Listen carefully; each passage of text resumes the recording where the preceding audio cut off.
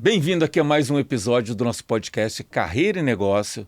E hoje a gente vai falar de uma coisa que está impactando fortemente todos os negócios, que está mudando o mundo.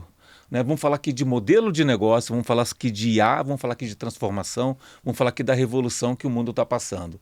E eu trouxe aqui Nelson Naibert. Muito obrigado pela sua presença, cara. É uma honra estar com você aqui no podcast, cara. A honra é minha, Jorge. É um prazer estar contigo, poder discutir com o teu público, né? Trazer elementos para que eles possam cada vez mais se desenvolver, se transformar, né? Como tu falou.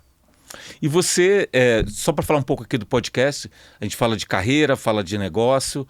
Você teve uma carreira corporativa, trabalhou com pesquisa, com educação, e depois você deu uma guinada e montou todo um conglomerado de oferta de produto, de serviços, mentorias. Como é que foi esse processo?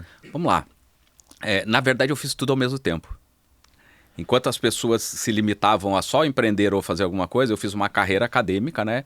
Eu tenho hoje dois mestrados, um em gestão pública e um mestrado em economia, que foi o primeiro que eu fiz. E eu comecei no empreendedorismo. 2002 eu comecei a empreender de forma juridicamente preparado, mas eu empreendo desde 98, 99, por aí. Eu comecei os meus negócios lá atrás, que era um único negócio. A partir do momento em que eu saí da carreira acadêmica, eu diversifiquei. Aí eu criei todo esse ecossistema de negócios que a gente toca hoje. Tá, então você está falando que você passou 20 anos trabalhando tanto a parte acadêmica quanto empreendendo, talvez assim, numa velocidade mais baixa, né? O que eu entendo, assim, as pessoas hoje acham que começar um negócio é começar um ecossistema. Eu fui bom 20 anos numa única coisa. Eu acumulei capital sendo muito bom em fazer área tributária, porque eu tinha sido auditor um tempo na minha vida, e fazendo modelagem de negócio. Depois que eu criei consistência, que aí tu já está com um pouco mais de sabedoria, eu diversifiquei. Então eu diversifiquei mais assertivamente. Então eu parei com a vida acadêmica, eu não fiquei me dividindo entre uma coisa e outra, e eu comecei sim a ser muito mais empresário. Vamos pensar assim, eu me tornei empresário, eu comecei a criar um ecossistema de forma consistente. E como é que qual é o teu ecossistema? O que você tem no teu ecossistema? Boa, eu tenho duas holding. Eu tenho uma holding no Sul, que foi a primeira que eu criei, que lá nós temos um braço de tecnologia, nós temos um braço de educação e o escritório, que tem 23 anos, que foi o que me deu capacidade de construir tudo isso. O escritório hoje, ele tem uma área tributária, ele tem uma área financeira e o único laboratório de inovações de modelo de negócio do Brasil. A gente trabalha metodologicamente o olhar da inovação de modelos de negócio. E a empresa de tecnologia, assim, ela tem um deck de gestão para empresas que tem inteligência artificial e tem toda uma preparação educacional dentro dessa plataforma. O outro é uma holding que a gente tem aqui em São Paulo, chamada Eagles, no qual nós temos franqueadora, nós temos salão de beleza, nós temos área da saúde, e a gente tem produto físico, a gente tem agora um lançamento de um perfume para cabelo. Então a gente tem 12 empresas embaixo dessa hold que são muito diversificadas. E você que toca essas duas holds? E eu que toco. Hoje eu sou muito mais estratégico, né? Eu tenho eu não estou na execução do dia a dia, eu estou no estratégico e no comando das operações. E você tem um clube na MLS também, né? Eu tenho um clube que faz parte dessa outra hold do Sul, que é o braço de educação. O braço de educação a gente tem duas empresas. O braço de educação a gente tem o clube, que é o Nova IA Clube, que é totalmente focado para executivos, empreendedores e empresários, para eles entenderem modelos de negócio com inteligência artificial. E a segunda empresa desse braço de educação, a gente tem só uma mentoria de inovação de modelos de negócio. Aí não tem IA, é só ensinar o empresário a pensar a inovação do modelo de negócio dele. E você falou que tem o único laboratório de modelo de inovação, modelo de negócio no Brasil. Como é que é esse laboratório? Vamos pensar assim, eu comecei há 15 anos atrás. Enquanto todo mundo falava de plano de negócio, eu falava de modelo de negócio. Porque eu já entendia que pela dinâmica da economia e pela dinâmica do mundo, o plano de negócio ele se torna obsoleto em 6 meses, em 1 ano. Porque mudou alguma variável, tu já tem que fazer todo um reolhar sobre o plano de negócio.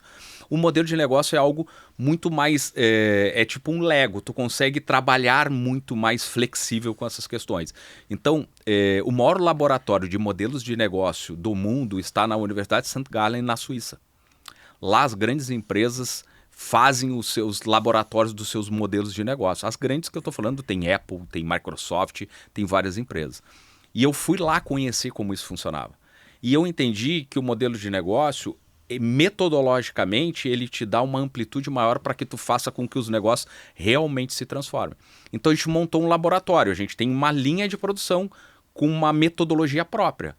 A gente plota o modelo de negócio atual da empresa, porque pensa assim, a grande maioria dos negócios, Jorge, não é modelo de negócio, é um padrão de negócio. Restaurante é restaurante, livraria é livraria, então todo mundo copia um padrão de negócio. Quando monta, ele copia esse padrão. Esse padrão, ele é quase que gessado pelo que o mercado dita. O restaurante vende comida para um público que quer comer. É isso que é o negócio, esse é o padrão. Quando tu fala de modelo de negócio, tu olha para dentro desse padrão e gera diferenciais, tu cria coisas novas, tu cria coisas diferentes para que teu público entenda que tu não é igual aos outros. Então a grande maioria, vamos lá, 80% das empresas hoje é um padrão de negócio. 20% olha para o negócio e diz, ok, eu vou aqui dentro desse padrão, eu vou criar um modelo, eu vou caracterizar para mim. Aí tu cria o diferencial. Mas assim, deixa eu ver se eu consegui entender. Você falou da Apple, por exemplo, quando a Apple lança o iTunes, ele passa a você poder escutar e depois você poder comprar uma música específica sem ter que comprar na época tinha os CDs, né? E aí você muda o modelo e fala, eu pago só um pouquinho para comprar uma música específica sem ter que comprar todo o CD e ter o direito de escutar essa música. Então, isso é um modelo de negócio, né? Isso é um modelo de negócio inovado pela mudança de comportamento do consumidor. As pessoas já há muitos anos mostravam uma insatisfação em comprar um CD para escutar uma música. Então, a Apple começou a observar que as pessoas já tinham a tendência, depois de um tempo, de não comprarem tantos CDs. Por quê? Porque não fazia sentido tu pagar um valor muito exorbitante para ter uma música. Elas começaram a se apoiar muito nas pequenas gravações nos computadores. Lembra que os computadores nos possibilitavam fazer gravações? E ela entendeu que isso também limitava as pessoas. E era um comportamento que ia se modificando. Ela olhou para esse comportamento e disse, qual é a alteração que eu faço no produto que vá satisfazer essa necessidade? E ela entendeu que se ela colocar isso tudo num local só, e o cara podendo escolher as músicas, ele vai ter uma diversidade de música e eu vou satisfazer uma necessidade, que é um fundamento de modelagem de negócio. Então ela olhou para o mercado, olhou para o comportamento do consumidor e disse, ok, como é que eu embalo isso? Ela não pegou lá e criou o iPod dizendo assim, será que dá certo? Não, ela olhou e viu que isso ao longo do tempo estava acontecendo, que era muito visível essa mudança de comportamento. Ela foi lá e criou o iPod. Por isso que ela conseguiu ter esse. Eu sempre pensei que isso tinha sido uma sacada e para mim a pergunta não faz diferença. Vamos supor que essa ideia surgiu dentro do laboratório para discutir modelo de negócio. Como que funciona esse processo? Como que você chega nessa conclusão via um laboratório de inovação? Teste de hipótese, como qualquer laboratório. O que tu faz? O modelo de negócio te permite criar um MVP muito rápido, com um menor custo e tu testa. Tu começa a testar o produto, antes de chegar no produto market fit, tu testa uma hipótese, que é o MVP. Okay. Quando eu testo o MVP, eu vou pegar um público fechado, um público restrito e vou entender se esse público, quando eu olho para ele tem uma expansão de público. O que é? O mercado é maior. Eu testo com eles. Eu melhoro o produto, eu tiro coisa, eu coloco coisa e eu começo a desenhar o produto. Então a gente fala que é laboratório porque a gente não sai para o mercado dessa forma. A gente entendeu que existe esse processo de inovação e a gente faz testes de ajuste no produto. Ou até mesmo teste de ajuste em público-alvo, que é assim, eu olhei e identifiquei que o público é considerável e ele tem essa necessidade. Mas talvez a necessidade que ele tenha não seja urgente. Então eu preciso criar o senso de urgência nele para que ele consuma o meu produto. Então eu tenho uma etapa de inovação que é a comunicação. Eu tenho uma etapa de inovação que é a conscientização. Então ele sai tudo no laboratório preparado para fazer isso. E aí você falou que é o primeiro, é o maior laboratório de inovação de modelo de negócio do Brasil. Qual é a diferença de uma startup, por exemplo? Que startup, no final, ela também está testando hipótese. Startup tem esse conceito de pivotar, né? Que pivotar é você testou a hipótese, não deu certo, testa outra, vai testando. O startup você tem MVP, onde você não está com o produto desenvolvido, mas você está com o esqueleto daquele produto e você também testa com um grupo menor, né? Sim. Qual é a diferença assim, uma startup criando o seu produto, achando o product market fit, versus um laboratório para testar modelo de negócio? A diferença são 15 anos. As pessoas também me perguntam muito isso. Nelson, qual é a diferença? Eu digo, cara, o conceito que a gente usa é startup. Quando eu falo de MVP, quando eu falo de teste de hipótese, eu estou falando num modelo que há 15 anos atrás não se falava de startup e eu já testava isso. Não tinha o nome de MVP, a gente falava de teste de hipótese. Depois que a gente criou a questão do MVP, com o Eric Rice, eu acho que é da Startup Enxuta, Lean Startup, veio, essas nomenclaturas vieram, mas há 15 anos atrás não tinha esses nomes. E a gente já fazia isso. O que a gente carrega? No laboratório, depois de muito tempo de teste, tu já corta caminho. Tem empresas que chegam para inovar, que a gente diz, olha, nesse setor, as maiores inovações que nós temos visto ao longo desse tempo são essas aqui. Então tu já tem um deck de informações preparado, então tu corta caminho, tá? Não gosto de falar cortar caminho, mas tu traz o know-how e a experiência te capacita cada vez mais tu trazer coisas para eles mais assertiva. Teste de hipótese, sim, mas a gente testa muito menos que uma startup. Por quê? Porque a gente já carrega esse conhecimento ao longo do tempo. Exemplo, no laboratório nós já fizemos hoje mais de 100 empresas. Enquanto a startup é uma só e o cara está testando na hora. O cara está testando na carne, né? A verdade é assim. Cria-se um conceito da startup, começa a se desenvolver em cima desse conceito, começa a fazer os testes, gera o MVP e vai. A gente não. Quando o cara vem para fazer uma inovação, a gente diz, olha, esse setor a gente já viu isso. Não cabe para esse negócio pelas características dele. Então, o que a gente vai começar a testar? Vamos começar a testar isso. Então, é quase que um banco de dados muito bem formado para que a gente crie isso numa velocidade até maior. Tá, seria uma startup sem Vale da Morte, né? Isso. Seria assim, ó, a startup depois de 10 anos. Pensa que nós testamos com mais precisão porque a gente carrega essa carga de conhecimento. E isso é muito importante. Ontem eu estava numa reunião e o cara começou a me perguntar sobre... hoje os caras estão querendo inovar muito em consultório médico. Né? Tá uma febre muito grande, os médicos entenderam que eles não são mais vendedor de horas e os caras se tornaram empreendedores. E eles querem fazer algo diferente, mas todos eles têm um padrão de negócio de consultório. E todos eles estão pensando em mexer na mesma coisa. Melhorar a questão da secretária, melhorar a questão da comunicação e tal. Eles não estão olhando para outras coisas. Ontem eu disse para ele, cara, se tu não olhar para o outro lado, tu vai fazer igual aos outros e isso vai se tornar padrão. Todo mundo hoje tem uma secretária com IA. Todo mundo hoje tem isso aqui. Então isso já não é uma inovação ou uma modificação no teu modelo de negócio. É tu olhar para o outro lado. Tu trabalhar outras coisas. As pessoas acabam não olhando isso. A gente, por experiência no laboratório, a gente já olha para o outro lado. Tá, eu estou entendendo o seguinte, assim, pelo menos dois aspectos. A startup ela já faz isso, porque ela testa a hipótese, não dá certo, ela pivota, testa, pivota, só que uma hora... para várias startups, chega no fim, não tem mais dinheiro, o cara não aguenta mais e tudo mais. Então, eu entendi que tem esse aspecto. O outro aspecto que eu entendi é que a startup, apesar dela ser uma empresa de tecnologia, o processo de testar é um processo tentativa e erro e mais é menos estruturado. Porque o cara está fazendo aquilo pela primeira vez, não tem experiência e tudo mais. Quando você pluga no laboratório, você elimina essa questão do Vale da Morte, você consegue testar em paralelo várias hipóteses, achar a melhor hipótese e trazer produtividade no processo de teste, né? Muito, muito. Eu te diria assim, a gente traz mais assertividade com o menor custo de teste. Essa que é a verdade. Por quê? Porque vamos lá, 90%, isso é um estudo, tá? 90% dos modelos de negócio do mundo são calçados em 55 tipos.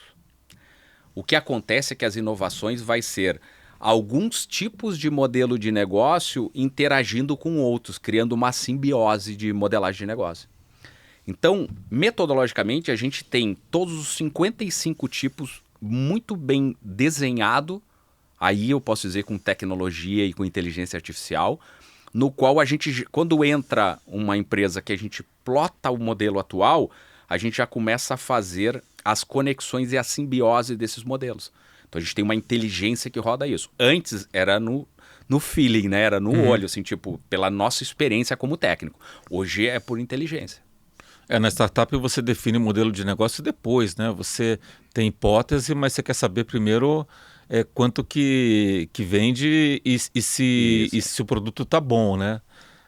Startup foca muito no produto, né? É. E quando a gente está falando de um laboratório de modelagem, a vantagem do laboratório é que a gente já pega uma empresa estruturada. Nem sempre ela está ganhando dinheiro. Qual é o perfil do público que nos procura? O cara que não está conseguindo chegar no segundo nível. Uhum. O cara que diz que falta alguma coisa. Eu digo, falta. Tu reolhar o teu modelo de negócio, tu entender mais do teu modelo, buscar atualizar esse modelo que hoje já, para esse mercado, já não funciona bem. Nelson, agora mudando de assunto completamente, você falou da hold, falou dos diversos negócios. De todos os negócios, qual que é o mais importante? O laboratório de modelos de negócio. Sabe a menina dos olhos? A gente sempre tem a menina dos olhos, né? O laboratório, porque eu criei do zero, né? Quando eu chego numa empresa que está embaixo da hold, já tem um operador, já tem um outro sócio, já tem outra pessoa, e ele está muito mais caracterizado pelo fundador do que quem compra a participação e entra. Então isso é uma coisa que é legal, faz parte do jogo, mas o que eu criei do zero? É o laboratório. Uhum. Laboratório eu criei. E assim, você falou há 15 anos atrás, né?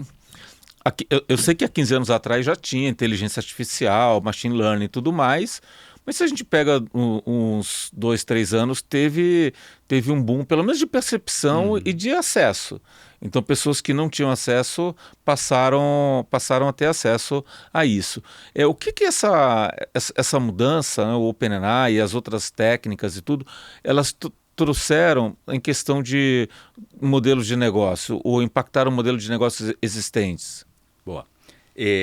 Vamos lá. Vamos fazer um paralelo, tá? A gente já mexe com inteligência artificial do ponto de vista algorítmico desde 2016, 2017. Por quê? Porque a diferença de hoje é que antes a gente falava por número. A gente pedia coisas com número e ela não era tão inteligente de absorver todo esse conhecimento que tinha. Era essa que a gente tinha de IA. Então a gente já trabalhava nesse sentido, assim, para criar as dashboards, para criar várias coisas que a gente precisava na modelagem. Depois ela veio com programação de linguagem natural, que ela conseguia responder aquilo que a gente precisava de uma forma mais objetiva. Então eu não precisava ser um programador, bastava eu saber o que era o meu negócio, fazer uma pergunta bem definida. Quando isso acontece, as pessoas... O primeiro momento da IA foi, e é um momento meio complexo, porque as próprias grandes companhias trabalharam a ideia do ferramental. A ideia do ferramental é o seguinte, cara, tu tem que saber operar um chat GPT. Não importa o que tu vai tirar dele, tu tem que saber operar. Então, se veio numa primeira onda, todo mundo querendo aprender ferramenta. Tu passou por isso. Várias pessoas dizem, não, mas como é que eu uso o chat? Como é que eu faço aqui? Engenharia de prompt, várias coisas. Ninguém pensou no negócio. Todo mundo pensou na ferramenta. E a gente está vivendo hoje uma nova onda onde as pessoas disseram, opa, para aí. Eu me enchi de ferramenta, eu sei mexer em todas as ferramentas, mas como é que ela mexe o ponteiro do meu negócio? Então as pessoas tinham perdido um pouco da essência de que a ferramenta é meio, o negócio é que gera valor. Então o modelo de negócio se transformou de forma a eu ter hoje capacidade de personalizar algumas coisas que eu faço com a IA, de eu ter a informação e uma discussão brainstorm. Hoje tu pode fazer um brainstorm com uma inteligência artificial. Tu pode dizer, ó, antes de eu ir para uma reunião de diretoria, vem cá, me diz alguma coisa no mercado que está acontecendo com isso. Tu vai ali, claro que desde que tu tenha a capacidade de fazer uma curadoria da informação, tu faz uma discussão prévia e leva. Então hoje ela trouxe, ela abriu os horizontes, só que a gente ainda está com muita gente, e vou dizer, ó, CEO, executivos e empreendedores achando que eles têm que aprender a ferramenta. A ferramenta para a gente aprender leva muito tempo. Vou dar um exemplo, a gente fez um teste lá no clube. O Mirko, que é meu sócio, que é um cara gênio na IA, né? Tu conhece ele? Uhum. Ele estava ensinando várias pessoas do nosso clube, vários sócios, a fazer uma automação no NTN, que é uma coisa básica. Eles levaram 1h30. 1h30. Alguns não conseguiram, outros se perderam no caminho, e ele foi altamente didático. No final desse exercício, eu pedi o microfone, fui na frente e disse assim, gente, deixa eu perguntar para vocês uma coisa. Vocês levaram 1h30, vocês, empreendedores, tentando fazer uma automação. Quanto que vale a hora de vocês? Todo mundo ficou espantado. Segunda, em 1h30, tu como executivo, como CEO ou como empresário, tu faz 2 reuniões de 45 minutos, tu resolve várias coisas da tua vida, tu pode até fazer reunião com o cliente e fechar um contrato.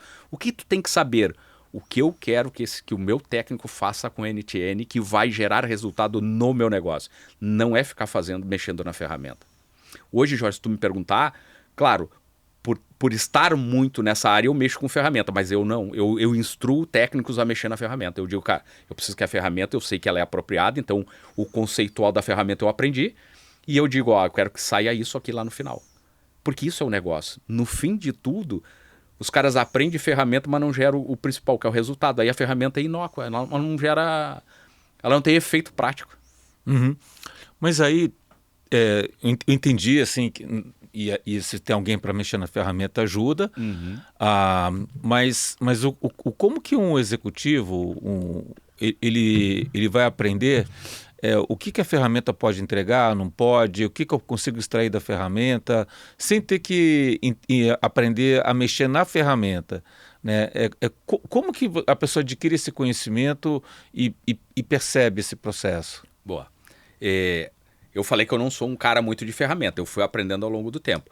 Mas eu sou um cara que eu aprendi o conceitual. Tem várias ferramentas que são de automação de processo. E eu fui entender a funcionalidade, não é operar. Entender a funcionalidade é uma coisa quase que um estudo técnico de entender a funcionalidade. Isso tu não leva tempo e tu precisa saber, porque eu posso pegar um Make ou um NTN para fazer processos diferentes ou montar de forma diferente. Então o conceitual a gente tem que saber, a gente não pode ficar operando lá no dia a dia. Aprender o conceitual é a gente fazer muita leitura, talvez ouvir alguém falando sobre o tema. Isso traz o conceitual na cabeça do executivo. O que se perde tempo é tentando fazer as coisas dentro da ferramenta. Uhum. E provavelmente também uma ambiência, está com outros executivos de outras indústrias que estão fazendo coisas similares. O cara diz, já testei, né? Quantas vezes a gente ouve assim, o cara fala, eu estou pensando em tal automação, olha essa ferramenta fez isso para mim. O que o cara vai fazer? Ele vai dar uma pesquisada básica para ver se é aquilo ali, vai chamar a técnica e dizer, para nós essa ferramenta aqui pode ajudar. Outra coisa que eu faço bastante e que eu recomendo, eu dou liberdade para o técnico olhar a ferramenta e dizer, Nelson, para aquilo que tu quer não é essa ferramenta. Ele me traz outra. Ele me justifica por que a outra ferramenta é melhor. Então há uma troca sadia, não é uma coisa engessada. Eu entendi que aquela ferramenta era boa. O cara traz e me justifica e me mostra que não é essa ferramenta. Para aquilo que eu quero, essa outra é mais eficiente. E você falou várias vezes também sobre clube, a gente está falando sobre a ambiência. Como é que surgiu o clube, né? Qual foi a ideia de montar? Acho que vale a pena comentar um pouco, né, a Nova IA, como é que, o que é e como que surgiu. Legal. Surgiu num ambiente qualificado, no Clex. Eu entrei bem antes do Mirko, né? O Mirko, quando entrou no Clex, todo mundo começou a ver que ele era um cara altamente capacitado com inteligência artificial. Um cara bom, um cara técnico, um cara com muita vivência nisso. E nas conversas as pessoas indicaram, um cara que pode te ajudar, até por eu ter sido da Fundação Getúlio Vargas, por várias coisas, a metodizar esse teu conhecimento é o Nelson.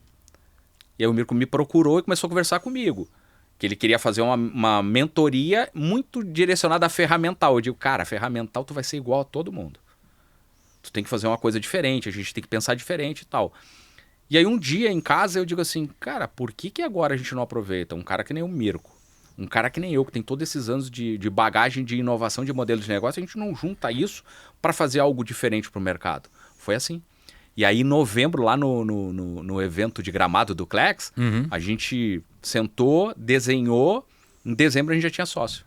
Por quê? Porque a gente desenhou de uma forma diferente. Mas foi o ambiente, foi duas cabeças querendo construir algo diferente daquilo que o mercado está colocando, e aí a gente criou o clube. O que a gente fez? Foi testar. E ele foi rodando legal, ele foi andando. Até hoje a gente anda muito bem com isso. E o clube, como é que você usa inteligência artificial para aplicar modelo de negócio, né? A gente faz o contrário, a gente traz todo o olhar do negócio.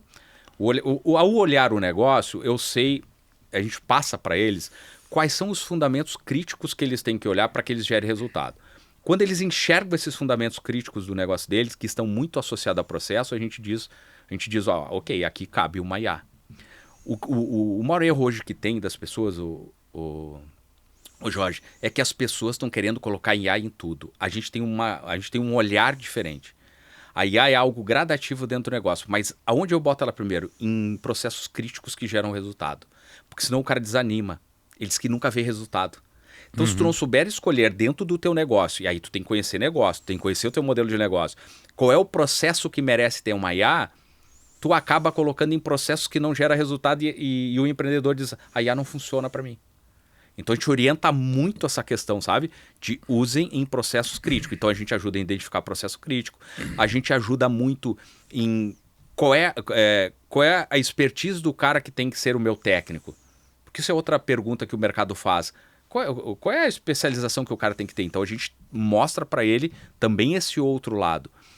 Ferramenta a gente faz. A gente tem um evento chamado Vinho com IA, que a gente só fala de ferramental. Mas as aulas são conceituais para que eles possam entender onde eles têm que colocar esse... Tá, mas aí você falou que o importante é você colocar IA aonde gera resultado, até para ter um ganho rápido e retroalimentar todo esse processo. Você consegue trazer alguns exemplos práticos disso? Trago. A gente tem um sócio que ele nos perguntou assim, ele pegou uma etapa da automação, e ele estava fazendo, vamos pensar assim, vou falar bem a linguagem do empresário, ele estava criando uma barriga antes de conectar o processo de venda dele. Não vou trazer em detalhe até por questão de confidencialidade do próprio sócio.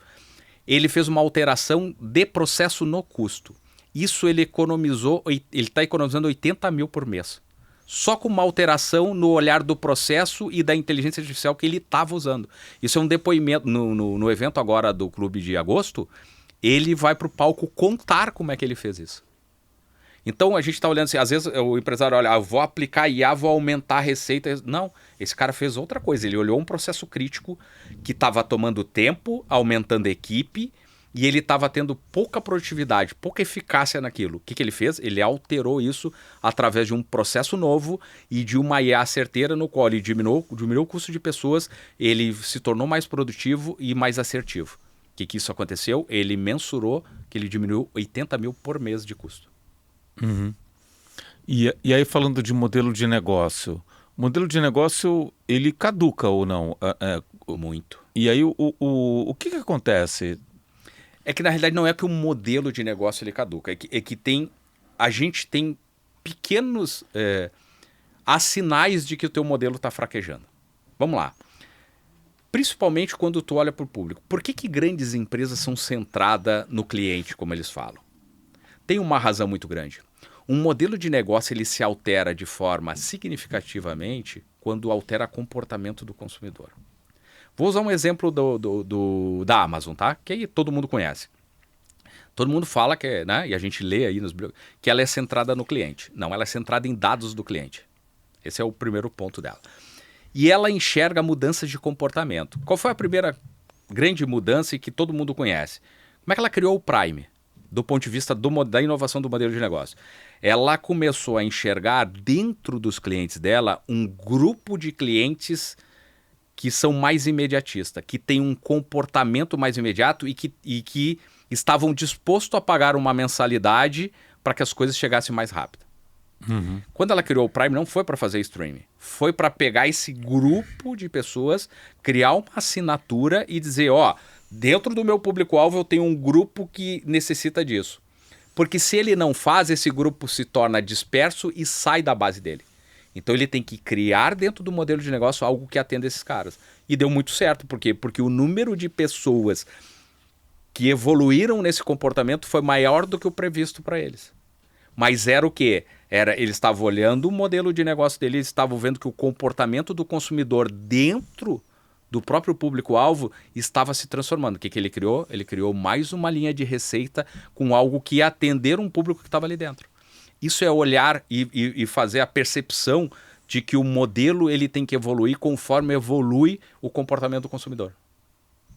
A gente falou do iTunes, né? Depois foi também virou obsoleto pelo próprio Spotify, né? Ah, com certeza, porque se tornou obsoleto porque ele o formato que o Spotify criou era mais competitivo e agradável do ponto de vista do consumidor pela transformação, pelo passo a mais que ele deu no comportamento.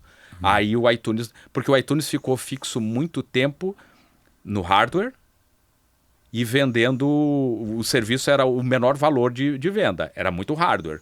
Eles vendiam o menor valor. O outro disse, não tenho hardware, eu vou usar um hardware de terceiros e eu vou te dar a música. Essa é a transformação. Eu não preciso comprar um iPod. Eu posso comprar um celular que serve para várias coisas e eu vou escutar a música. E isso era uma tendência naquela época. Uhum. E aí você falou no início, né? Eu até pegar um gancho aqui, e a gente falou da Apple, que é um exemplo de inovação, e nesse caso específico ela acabou... não acompanhando a tendência e ficando para fora, né? Como que a pessoa se prepara para isso, né? Como que eu consigo ler modelo de negócio e consigo ler o impacto da tecnologia no modelo de negócio? Vamos lá. Mais uma vez, todo o fundamento do modelo de negócio que a gente olha é revisitar muito dor, problema e necessidade. Poucos vão te falar sobre isso. Por quê? Porque isso é metodológico. As pessoas não estão mais olhando para isso. E isso é ponto fundamental para que tu diga, meu modelo precisa melhorar. Porque há uma alteração ao longo do tempo de características psicográficas, características comportamentais, várias características do consumidor que altera a percepção dele desse olhar. Então uma das coisas que a gente sempre olha, Jorge, é para isso. Se houver uma alteração significativa de percepção, onde que eu mexo no meu modelo de negócio? Comunicação. Porque o produto ainda resolve o problema dele. Mas ele quer ouvir de forma diferente. Os valores do estilo psicográfico dele se modificaram. Então, eu estava falando muito bem para ele. Quando houve essa curva de alteração, ele já não tem a percepção daquilo que eu estou comunicando. Onde tu inova? Comunicação. Tu tem que fazer uma nova proposta de valor e levar para o mercado isso. É mexer em produto? Não é. Tem gente que já sai mexendo em produto. Tem gente que já sai mexendo na área de vendas. Não é. É a percepção de que o cara hoje, a comunicação que tu criou para ele, não é ficar testando o propósito de valor, é olhar o que alterou de percepção da resolução de dor, problema e necessidade dele para que tu faça alteração. E as pessoas têm os empresários têm uma mania de mexer marketing e venda, que são ferramentas no modelo de negócio. Marketing e venda são atividades chaves de um negócio e são ferramentas.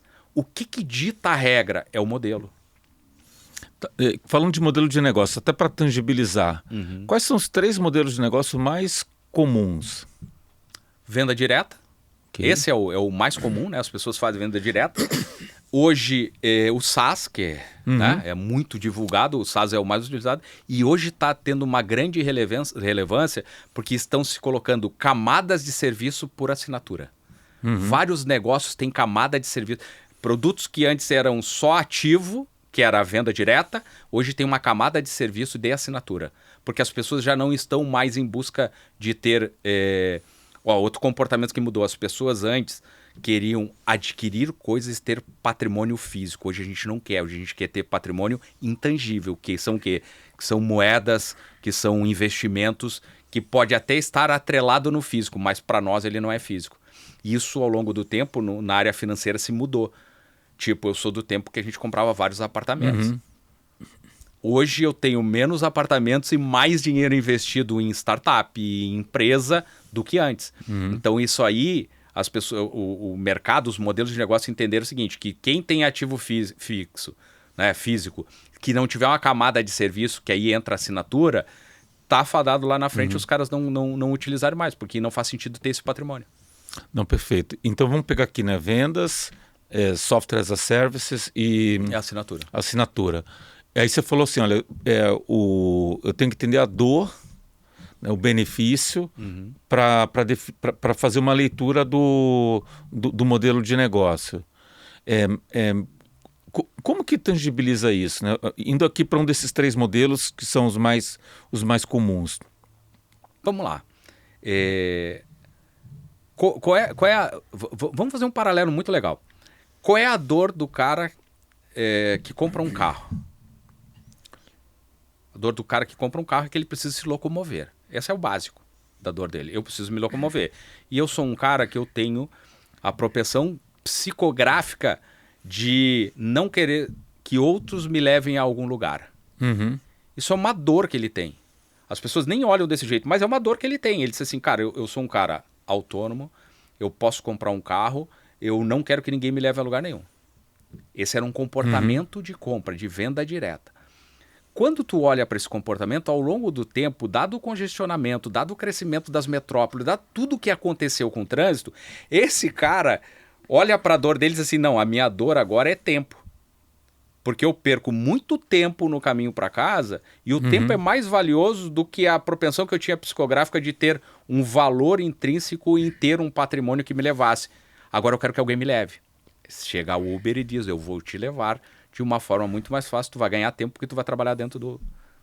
Então a dor se modificou. Olha só, o que o cara quer é a mesma coisa. Ele quer chegar no trabalho dele. Mas a dor e a percepção da mensagem de valor para ele é outra. É tipo assim, cara, agora eu não vou te vender um carro, eu vou te trazer um motorista que te leve e a tua percepção de valor é tempo, tu vai ganhar esse tempo que tu precisa. E tu vai executar a mesma tarefa. E aí quando lança um eVTOL da vida, né, o cara pode morar 200 quilômetros de onde ele trabalha e com o carro voador ele chegar rapidamente aonde ele tem que trabalhar e resolver da mesma forma com outro produto, né? O que modificou também? Depois da pandemia, hoje é comum demais tu fazer reunião online. Isso deu capacidade para as pessoas morarem onde elas querem. Antes não, antes as pessoas ficavam comprando imóveis, inclusive investidores comprando imóveis em zona urbana onde as pessoas alugavam. Hoje há uma inversão disso, as pessoas estão saindo das zonas urbanas, trabalhando em casa, em zonas em lugares que eles hoje, pelo estilo de vida, e volto lá na psicografia, dão mais valor. O que eu tenho que fazer? Se esse cara dá valor a estar em casa, lá numa casa no campo, eu não posso ficar investindo num prédio no centro. Tem que investir o quê? Lá do outro lado. Então, essas coisas vai se modificar. Por que eu falo, Jorge, muito de fundamento? Porque empresário não volta para olhar fundamento. Se tu perguntar assim para mim, Nelson, aonde tu enxerga os maiores erros do empresário e tu melhora para ele? Ele esquece do fundamento no qual fez com que ele montasse o negócio. Ao longo do tempo. Ele não revisita. Ele fica numa ânsia de mexer em ferramenta tipo marketing e venda sem fazer o básico. Digo, por que eu fiz isso? Aquela pergunta básica, sabe? Pô, lá atrás, por que eu fiz esse negócio? E aí, se ele fizer essa pergunta para ele e ele tiver a capacidade de reolhar para isso, ele vai ter várias respostas que ele vai melhorar e vai inovar no modelo de negócio dele. Não, perfeito. E aqui a gente falou muito de empresa, pegamos grandes empresas e tudo mais, e queria trazer agora para o indivíduo. Então, eu faço uma carreira corporativa, estou numa empresa que pode ser até inovadora e tudo mais, e eu percebo assim que eu vou fazer uma transição de carreira e provavelmente vou empreender. Né? Esse cara, é o cara que veio de uma grande corporação e tudo mais, quer empreender. Empreender significa entrar num mundo novo, né? Num momento onde está tendo muita velocidade de tecnologia, de mudança. E eu acho que você meio que encontra essas pessoas, até na mentoria e tudo mais. Né? O que você dá de recomendação, dica? O que você vê que essas pessoas elas costumam errar na hora que vão entrar no mundo completamente diferente, né? Como é que você consegue desenhar um pouco desse caminho, né? Essa trilha? Vou dizer o que eu falo para as pessoas quando elas dizem assim, Nelson, quero conversar contigo porque eu estou pensando em empreender. Primeiro, se prepare para empreender. não tem aquele glamour e aquele romantismo de que eu fui um grande executivo, se eu sair daqui com todo o conhecimento, eu vou vender lá no mercado. Esquece, são coisas totalmente diferentes.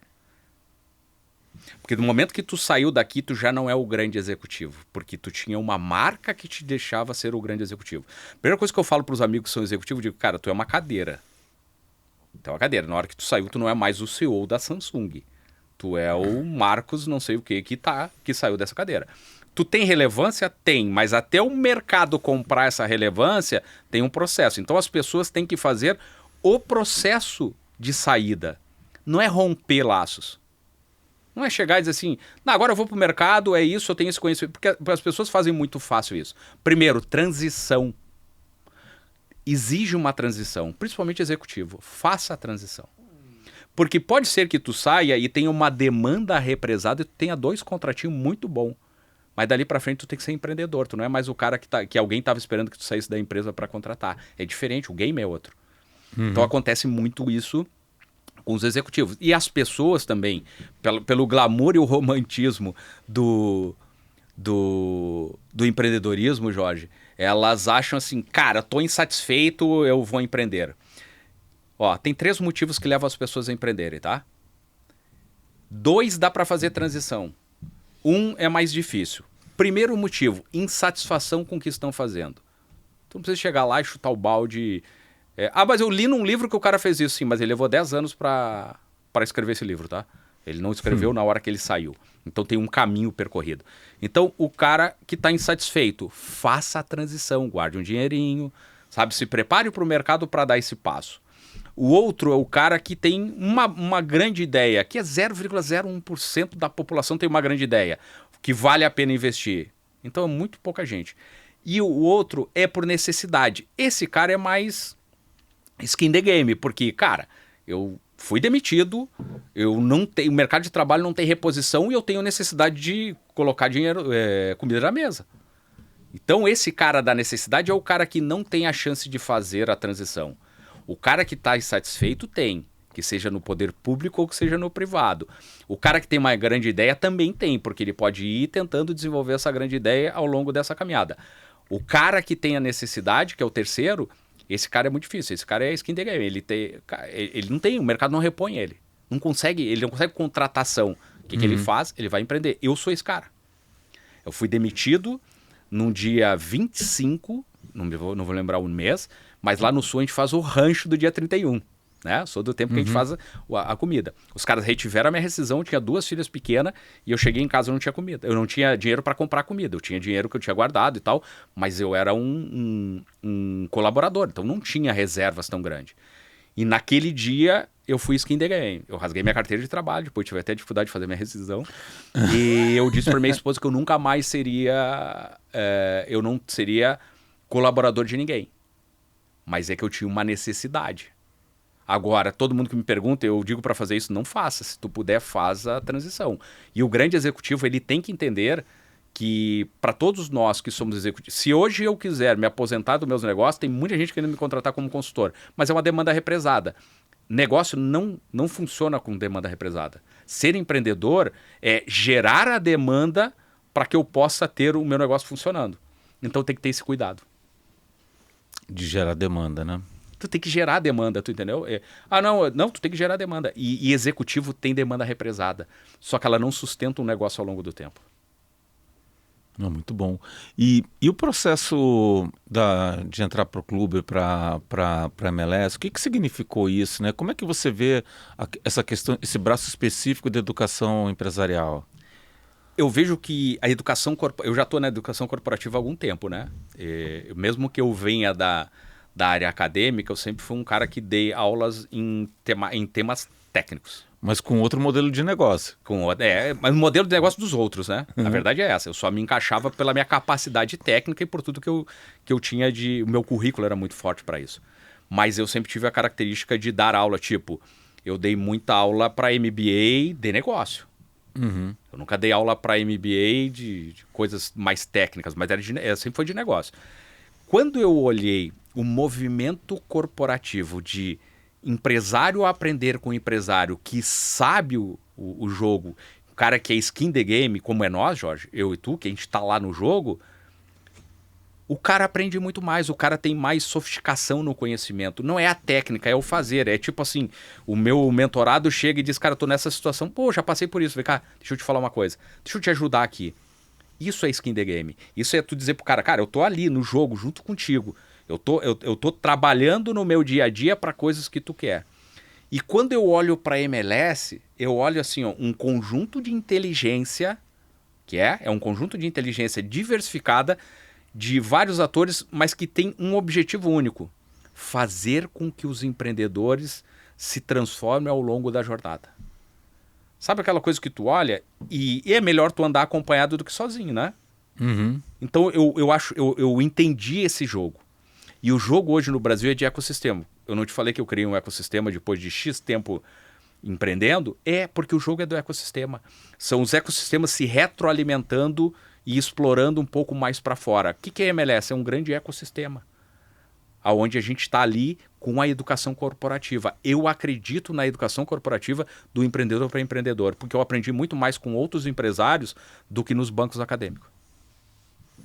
Isso é uma tendência, né? É uma tendência, o mercado está se direcionando para isso, né? Ou uma bolha?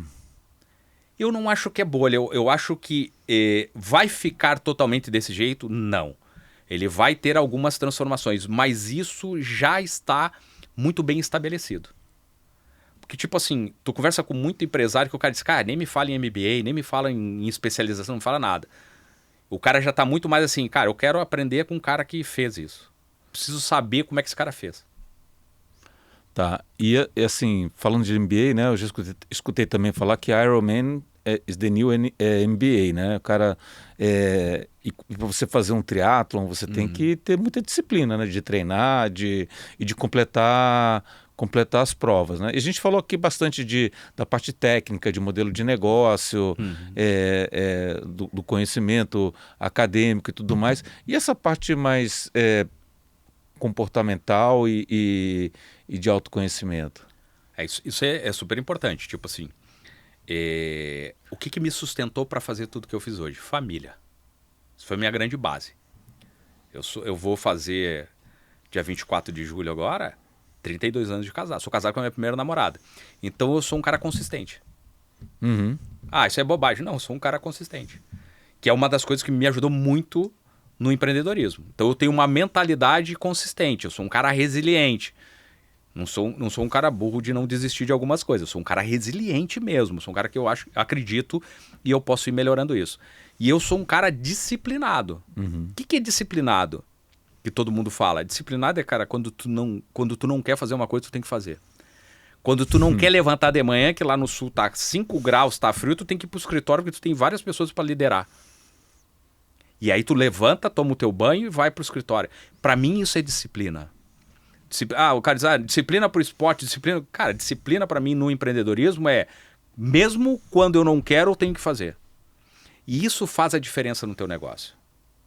Não, eu não posso fazer nada que não me agrade, que seja difícil. Cara, nos negócios a gente faz mais coisa que não agrada do que agrada. Então é a disciplina, né? Eu tenho uma frase que eu falo, Jorge, assim, a gurizada me pergunta assim, Nelson, qual é a tua última frase? Não sei nem se aqui tem, mas eu vou adiantar esse processo. Eu digo assim, gente, olha só, vocês sempre tenham atitude para começar alguma coisa. Porque as coisas só acontecem se tu der o primeiro passo. Se tu ficar parado, não vai acontecer nada. Então tu tem que ter atitude. Disciplina para continuar. Deu o primeiro passo, tu tem que ter disciplina, porque nem todo dia tu tá afim de sair da cama. E consistência para gerar resultado, porque o jogo não é de curto nem de médio prazo, ele é um jogo de longo prazo. Quando eu digo isso, eu estou colocando tudo aquilo que o meu comportamento e a minha mentalidade entende para fazer os negócios. Porque eu sou um cara de atitude, porque eu sou um cara de disciplina e eu sou um cara de consistência. Essa é a minha mente, entendeu? Eu não fico assim. E dentro disso tem as questões importantes. Saúde, questões espirituais, tem todas essas coisas. Mas se tu perguntar quem é o Nelson, o homem ou o empreendedor que não se dissocia, é um cara que tem atitude para muita coisa, é um cara que tem disciplina para fazer as coisas mesmo quando ele não quer e ele tem consistência para esperar que isso gere resultado. E quando você pega esses aspectos, né, atitude, consciência, atitude, consistência, disciplina, isso, quando leva para o mundo da inteligência artificial, né, o que dá para levar, o que não dá, e como que essas ferramentas podem ajudar ou não nessa parte mais soft, vamos dizer assim, né? A utilização tu diz a utilização da IA para essas questões. Ou para desenvolver esse skill, né? Ou até para ajudar a ter mais propriedade em cada um desses skills, né? Vamos lá. Vamos pela atitude. A atitude é não dar de ombrinho e achar que a inteligência artificial não é mais uma tendência, é uma realidade. Essa é a atitude. Tem muita gente ainda, Jorge, é que no nosso meio não tem, mas tem muita gente que ainda acha que é onda. Tem muita gente que acha que é onda. Muita gente que está achando que tem tempo para isso. Não tem tempo, não. O tempo já chegou. Estamos até atrasados. Já passou. O tempo já passou. Estamos até atrasados.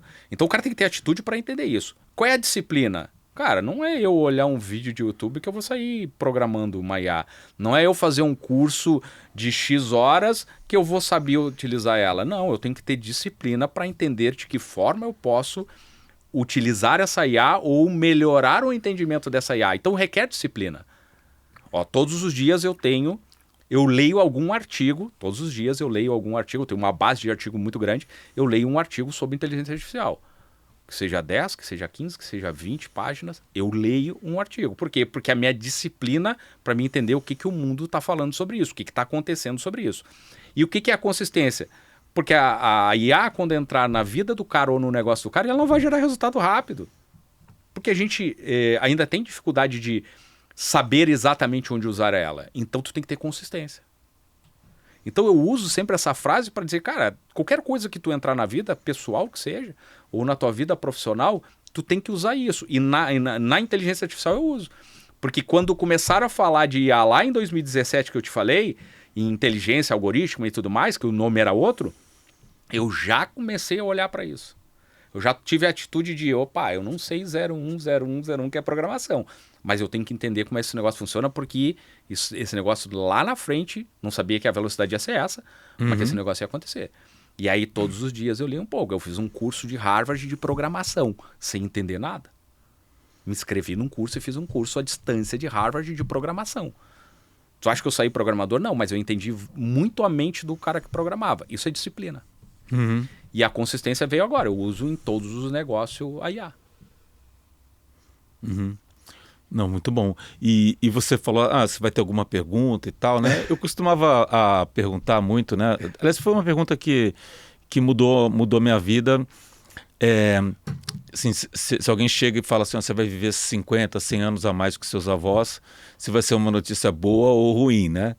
E aí depois eu dei uma mudada, falei assim, o que você está fazendo da sua vida para que essa seja uma notícia boa? Na verdade, eu fiz. Eu trabalhei... Eu tenho a cabeça do brasileiro, né? Eu sou brasileiro, vamos lá. Eu tive a cabeça do brasileiro por muito tempo de que eu tinha que preparar minha aposentadoria porque o Estado não ia me dar aposentadoria. Então eu trabalhei uma vida inteira preparando para que até os 50 tu tá na ascendência, dos 50 tu tá na descendência, porque quanto mais velho tu ficar, a propensão a tu ter dificuldade em várias coisas são maiores. Então eu preparei a minha vida e fiz os sacrifícios anteriores para que eu não tenha medo de viver 100 anos. Eu posso viver 100 anos. A minha avó não pôde, porque ela não teve assistência quando era mais nova, ela não teve várias coisas, ela não pôde. Então eu vejo muito positivo. Desde que, Jorge, tu prepare esse momento. As pessoas não querem preparar esse momento, elas querem viver só o momento de agora. O agora, tu prepara uma boa parte do agora, tu transfere para o futuro. Boa parte do meu agora lá de trás eu transferi para o meu futuro hoje. Aí as pessoas dizem, pô, Nelson, tu pode estar em vários lugares, tu tá fazendo várias coisas, tu tá num Clex Club, num navio. Claro, cara, eu preparei minha vida para isso. Eu preparei para curtir mais com a minha esposa agora, eu tô com 52, vou fazer 53.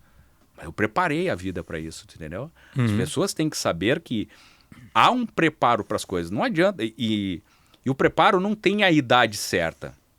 Tem cara que com 45 se dá conta e começa e vai ter uma vida boa lá na frente. Mas quando você fala se prepara, que dimensões? Financeira, espiritual, familiar. Eu preparei tudo. Tipo, eu tenho uma filha, não sei se tu conhece a Brenda é minha sucessora. A Brenda tem mestrado em modelagem de negócio. tenho 3 meninas. Uma é bióloga, ela escolheu o caminho dela, a outra estuda psicologia, e a Brenda é a que me acompanhou desde pequena, que é a mais velha. Então eu tenho coisas que eu criei. Quando eu saí do front, quem entra? Brenda entra no front. Eu estou fazendo uma sucessão. Então eu fui montando isso. Às vezes até, Jorge, olha que legal, gente. Às vezes até inconsciente, tá? Às vezes não é consciente. Às vezes é inconsciente. E aí tu descobre a consciência depois de, cara, eu fiz tudo isso, mas eu sei que vai dar esse reflexo. Eu te diria que 50% das atitudes que a gente tem são inconscientes para te gerar o teu futuro. Que seja positivo ou que seja negativo. O teu modelo de negócio é ficar testando as hipóteses. É isso aí, eu sou esse cara. É por isso que é 50-50, é isso aí. Eu tenho essa cabeça. Mas eu te confesso que sim, porque hoje eu estou usufruindo de coisas que eu digo assim, cara, eu nem pensei nisso. Eu nem imaginei isso. Mas vamos lá, inconscientemente me preparei para ter isso. Não, e assim, eu tô todo convidado aqui, né? Eu seleciono um livro. Normalmente eu seleciono o livro durante a conversa, né? Aqui eu falei, pô, Nelson, eu já sei qual livro que eu vou dar para ele. Pô, vai ser um prazer ler esse livro. Como nascer uma startup. Cara, muito obrigado. Muito obrigado. Pô, sabe que eu vou devorar antes de sair de São Paulo, né? Eu sou um leitor voraz. Antes de sair. Obrigado mesmo, Jorge. Eu gosto de leitura, sabe? Leio bastante mesmo. E vai ser um prazer trocar contigo depois de ler, que eu acho legal. Quando tu conhece o autor, tu tem chance de trocar com ele várias coisas, né? Muito obrigado. Não, eu tenho uma tese, né, de que você consegue construir um negócio, e aí vai entrar um pouco, você consegue construir um negócio em 90 dias. Legal. É altamente possível. E quando você fala de startup, que tem que escalar, tem tecnologia, qual é o erro? É você pensar em escala e tecnologia primeiro. Antes de tu... Então eu sempre falo assim, cara, vende uma consultoria, entrega a transformação, aprende e depois você vai ter os gargalos do teu processo daquilo que você não consegue crescer, está travando. Porque se você vender 2, 3, 4, chega uma hora e fala, cara, eu não consigo mais, está travado. Pô, agora que eu vou ter que estar com inovação e automação para ajustar, e aí nessa hora você já está encontrando o Product Market Fit. Exatamente. E aí depois, agora que eu já tenho tudo isso, qual é o melhor modelo de negócio para rentabilizar, para botar para funcionar, etc. e tal. Mas se você tenta fazer o contrário, você fica com uma jornada... O número de hipóteses é muito grande, né? Então, na verdade, aqui é como é que você reduz o número de hipóteses que você vai testar. Né? E aí tem que ser simplificando. Não vou me preocupar com a capa de automação. Deixa eu preocupar só com se tem mercado, só se o cliente gosta do que eu estou entregando. Exato. Né? E aí você vai ter uma visão mais... É o núcleo do laboratório. Exato, né? Tu entendeu que o laboratório é isso. Ele traz uma carga de conhecimento que ajuda o cara a não ficar testando hipóteses que a gente já sabe que não vai funcionar. Mas uma coisa, Jorge, que eu falo, assim, que a galera que está se perdendo, a galera da startup buscando escala antes de deixar o negócio bem pronto, é muito pela característica dos investidores também. Os investidores sempre exigem ou colocaram no mercado, e aí eu me incluo entre eles, de que negócio bom é negócio escalável. O negócio ele vai passar sempre por uma fase escalonável antes da escalável. E o cara, tu não pode pegar o que é fim e trazer antes de construir todo o meio desse processo. E tu tá corretíssimo, que bom. Esse livro fala disso, né? Exatamente, exatamente. Maravilhoso. E aí acho que tem a questão também que hoje a tecnologia é muito acessível. Muito. Então você tira também um pouco da curadoria que você tinha antes. Para montar uma startup no passado, o que tinha que fazer? Eu tinha que contratar servidor, eu tinha que contratar espaço, equipe. E hoje você faz tudo isso remoto, às vezes o cara sozinho, né? Exato. Né? Não, e inclusive tem empresas que não entram no negócio, mas que financiam. Lá o Google tem espaço, a Amazon, né? Tem aqueles que cedem espaço para que tu faça isso. Eu acredito que hoje o ambiente para desenvolver uma startup, perto de quando a gente começou, é muito mais... hoje ele tem muito mais opções, né? E não é que é mais fácil, tá, gente? Não é isso. Não tem coisa fácil em criar uma startup. Mas a gente tem muito mais possibilidades hoje do que antes. Mas aí eu diria que é mais fácil você começar a montar uma startup. E aí o trabalho de quem está investindo passa a ser mais difícil porque você tem que fazer uma curadoria muito maior do que antes o tempo fazia. E hoje você, rapidamente, você monta, você tem um protótipo lá, com as telas para ver como é que está funcionando e não tem nada por detrás. Né? Isso mesmo. Né? Então, o back está todo sem desenvolvimento e tem o front. Né? Então a tecnologia deixa de ser importante e a transformação do cliente passa a ser muito mais. Porque aí você começa a ver, tem venda, então alguém está pagando. Pô, agora deixa eu melhorar o produto porque para fazer funcionar, né? Então você vê até os pioneiros normalmente não se fixam no lugar, né? Quem fixa é quem veio depois. Isso aí. Né? Você vai falar o Facebook, né? Mas aqui no Brasil teve o Orkut, teve outros antes. E depois, agora essa rede social se consolidou. Não foi a primeira, né? E assim foi com várias tecnologias, né? Não, mas é bem isso. É bem isso que acontece. No mundo das startups, Jorge, o que eu vejo? Os caras estão querendo inventar mais do que fazer o simples. O porquê que a gente quer de modelagem, assim, né? Eu sou um cara que eu gosto muito. Quando o cliente vem falando sobre muita coisa, eu digo, cara, vamos fazer o básico bem feito que tu já vai começar a ganhar mais dinheiro. E só que se plantou na cabeça das pessoas hoje com a tecnologia que elas podem fazer algo extraordinário. Só que elas têm que entender primeiro do negócio, se o negócio suporta algo extraordinário. As pessoas estão invertendo o valor. Primeiro a tecnologia, depois o negócio. Não dá. Primeiro o negócio. Entende bem do teu negócio, né? Sabe como ele funciona. Entende de que maneira ele funciona. Aí tu vai olhar e vai dizer, essa tecnologia serve. A tua propensão a erro é muito menor. Os caras já saem colocando tecnologia achando que dá para... Se bobear, você coloca a tecnologia, depois vai testar o negócio, quando estiver pronto, a tecnologia já é outra. Isso. Mas é uma inversão de valor, entendeu? É uma inversão de valor que o mercado implantou. Eu sempre digo que o mercado implantou porque eles vai se falando sobre isso, as pessoas vão acreditando. Acaba sendo, tendo crédito a algo que não é. Então, se a galera aí que está montando startup ou tem os seus negócios, pense no negócio. A tecnologia é meio para te alcançar a finalidade desse negócio. Não, sensacional. Então, aproveitar esse gancho aqui, né? Você está acompanhando a gente, compartilhe esse episódio. Modelo de negócio, mudança de paradigma tecnológico, né? Toda a força aqui da inteligência artificial, que já existia, mas ficou muito mais acessível, né? Isso está revolucionando e mudando a forma como a gente trabalha e lida, né? com as empresas e com o futuro dos negócios. Então compartilhe esse episódio, leva para mais gente, segue a gente aqui no canal. Nelson, muito obrigado, cara. Eu que agradeço. Obrigado. Foi um bate-papo bem gostoso, bem bacana. Vou ler o livro, já tô pensando que hora eu começo a ler o livro. Obrigado pelo presente. Conte comigo, pessoal. Minhas redes sociais aí estão à disposição. Sou um cara que gera bastante conteúdo. E, Jorge, sempre que precisar desse bate-papo, me chama. Muito bom, cara. Obrigado. Tá bom? Obrigado, hein?